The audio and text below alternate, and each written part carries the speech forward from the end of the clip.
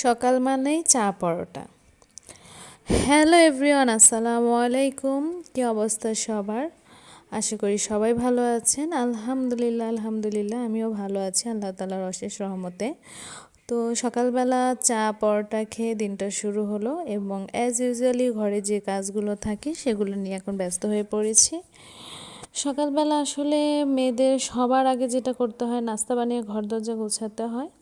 তো আমিও তার ব্যতিক্রম নেই। সকালবেলা আসলে সবগুলো রুম ক্লিন করে যে রুমে আমি ঘুমিয়েছিলাম সেই রুমটা ক্লিন করছি, যেহেতু আমার বাবা কিছুদিন ধরে আমার কাছে আছে।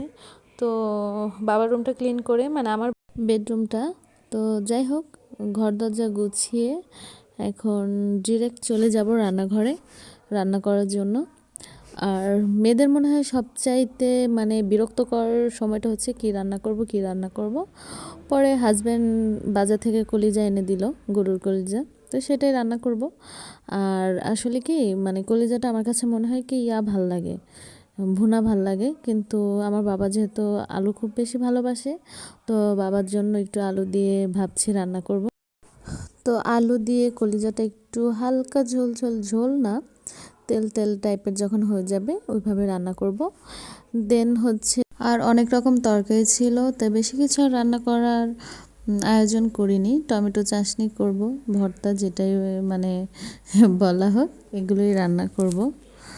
তো রান্না বান্না কমপ্লিট করে আমরা একটু চলে যাব বাহিরে। আমার আব্বুর চাচাতো ভাই মানে আমার চাচার বাসায় চলে যাব। তো চাচার বাসায় আমার চাচি ওয়েট করছে, আমাদের নিয়ে এক জায়গায় যাবে। তো এখানে আমার রান্নাটাও প্রায় কমপ্লিট। রান্না কমপ্লিট করে আমরা খাওয়া দাওয়া করে এই যে আমি রেডি হয়ে গিয়েছি বুটিক্সের একটা ড্রেস পরে। আর আমার কাছে বুটিক্সের ড্রেস খুব বেশি ভালো লাগে।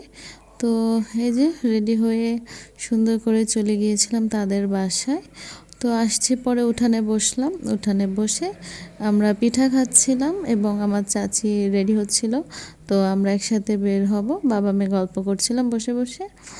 দেন আমরা সুন্দর করে চলে যাচ্ছি আমাদের গন্তব্যস্থানে।